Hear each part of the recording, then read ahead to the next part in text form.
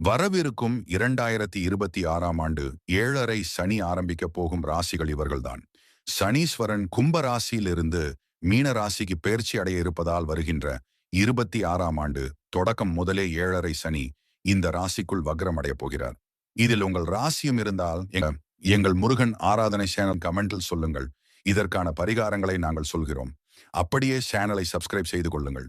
மேஷம், மீனம், மகரம் ஆகிய 3 ராசிகளுக்கு 2025ஆம் வருடம் மார்ச் மாதம் முதலே 7.5 நாட்டு சனி ஆரம்பித்து விட்டது திருக்கணித பஞ்சாங்கம் படி. இப்போது வாக்கிய பஞ்சாங்கம் படி மேலே கூறிய 3 ராசிகள் மற்றும் விருச்சிகம் ராசிகளுக்கு சனியின் வக்ரம் மற்றும் தாக்கம் மிக அதிகமாக இருக்கும். இதில் அதிக பாதிப்பை பார்க்க போகும் ராசிகள் மீனம் மற்றும் மகரம் தான்.